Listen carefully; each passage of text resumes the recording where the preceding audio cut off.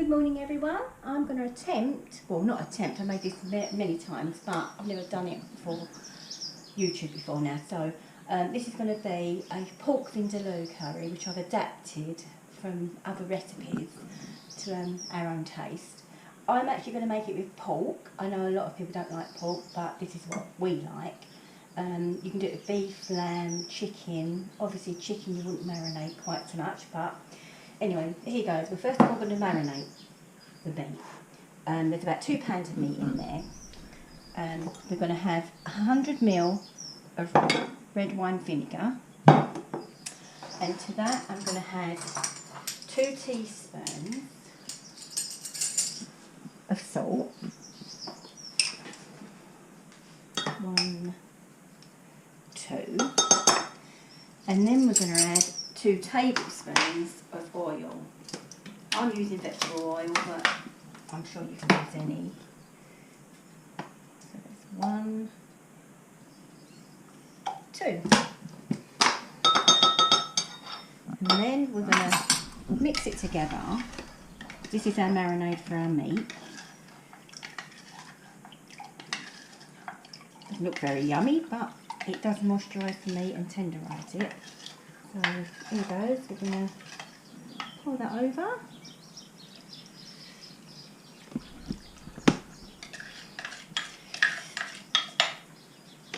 And just mix it.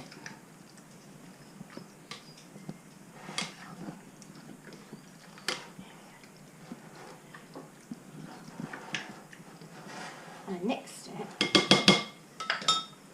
we're going to cover it with some cling film because we're going to marinate this for 2 hours in the fridge.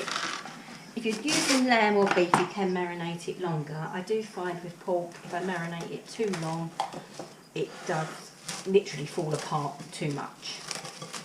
So this will go into the fridge for 2 hours and then we'll come back and I'll show you how to do the rest of it. And at the end, I will put all the ingredients down so you know.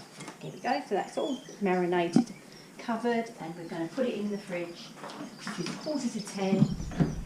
So we're going to put it in there for 2 hours, and then we'll start again. I'll be back soon. Right, whilst the meat is marinating, we're going to make up the curry paste. We're going to take 25 grams of fresh ginger. I've already shredded 1 medium onion.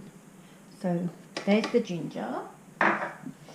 We're now going to do 1 tablespoon of hot paprika. Then we're going to do 2 teaspoons of cayenne pepper. We've got 1 teaspoon of cinnamon. Smells nice. 2 teaspoons of turmeric. Then we've got 1 teaspoon of ground coriander, 1 tablespoon of ground cumin, and we've got 1 tablespoon of mustard powder. You can use a made up mushroom, but that's just more convenient for me. Then we're going to put, I normally put 6 cloves of garlic in, but you can see they're quite large, so I'm going to put just 4. Then we've got our chilies. You can take the seeds out if you don't want them too hot, but I like them with the seeds in. And there's 2 there. You can put as many in, depending on how much you want. Because I've used dried powder, mustard powder, I'm going to put a couple of tomatoes just to give it a bit of moistness. Then we're going to blitz it. Here we go.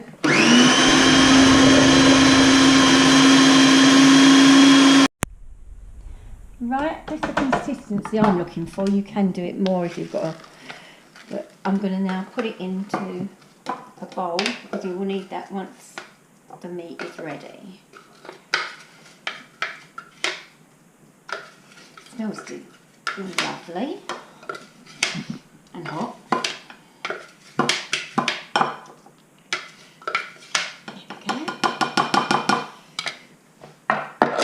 I'm just going to cover this now. I'm just going to leave it for, well, a little while until the meat is ready.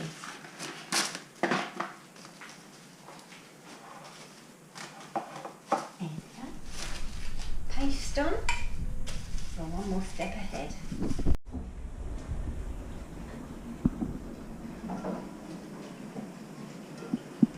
I've just got the couple of spoonfuls of oil in there just to get it warm.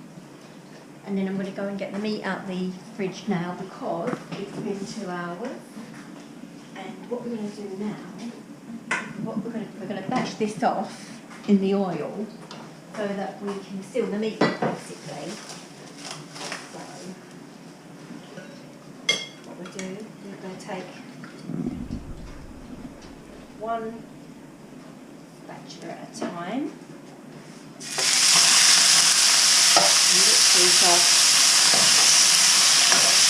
Toss the meat so we squeeze it on all sides. Don't take long, couple of minutes, 2 minutes, not even that, a minute probably. Then we've got to really brown it, so then we're going to just then put it into our oven-proof dish because it's all going in the oven. That's on stage. And then we're going to just keep going until we finish the old batch of it. Okay. If you do need to add a bit more oil, just a little bit. Not too much, you don't want it too oily. And we're going to be done. Right, this is the last batch of the meat, which I'm now going to put into the pot. And then we're going to go on to the next step where I'm literally just going to fry off some onions for 2 minutes. I'm going to get rid of that stock.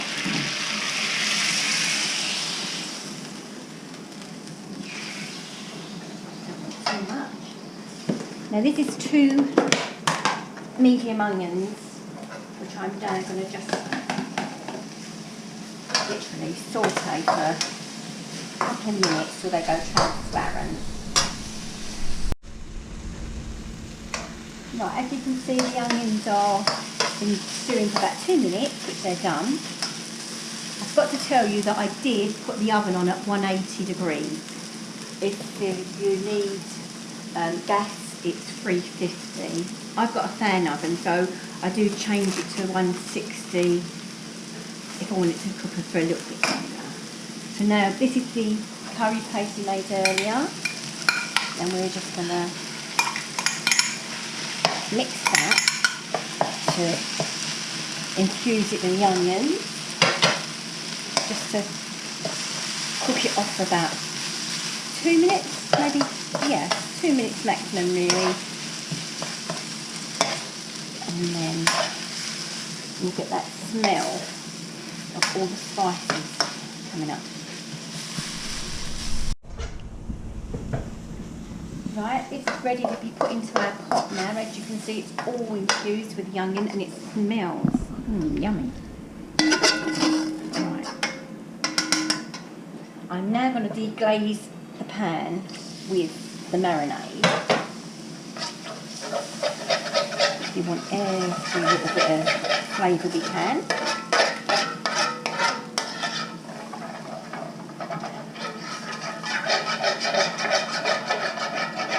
And then we're going to also put in ½ litre of water. This is really just deglazing the pan. Then we're going to put it into our pot. Oh. And we're also going to add 2 teaspoons of salt. You're probably going to think it's salty, but I did think that once, but it's not. Just mix that around.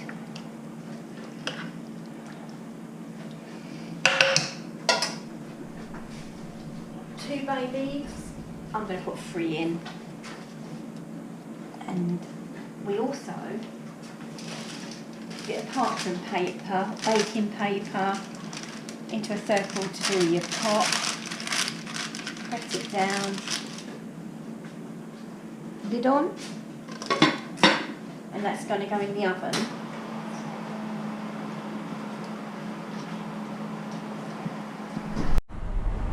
Right, that's going to go in the oven now for 45 minutes. I've got it on for 160. And then after that, we'll take it out and we'll put the last 2 ingredients in. Right, it's been 45 minutes, so we're now just going to take it out of the oven and put the last lot of ingredients in. It smells gorgeous.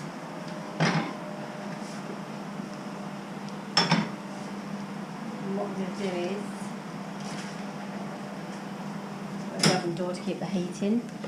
These are about 2 large potatoes, which I'm going to put in. Also, I'm going to put mushrooms in. If you don't like mushrooms, you don't have to put them in. And I've got about 5 cardamom seeds, which I will put in just because I like them. Just to give it a bit of a mash down. Oh, see, it's looking nice. Very nice. Smells nice. Makes me feel hungry now. This is going to go back in the oven for an hour. And then we'll see what it's like. But it smells lovely. You actually want to eat it now. But it's not ready, so we've got to wait. I might have a little sit in the garden now while I'm waiting for that hour.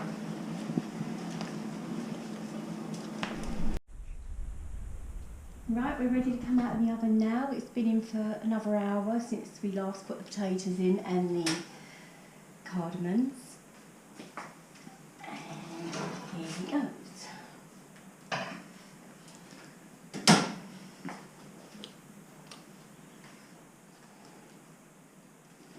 Right, we'll just go on that. And oh, it smells nice. Right, all served up. 1 curry, more chillies in case it isn't hot, which I think that'd be hot enough for me, but not for my husband. Some rice, poppadoms, bit of riata and some coriander, and it's all ready to go. There's plenty more left for tomorrow because I do make a big batch, and it does get better the day after because it thickens up. So obviously it's one of those old traditional dishes where it will taste better the longer it's left. Till next time, bye.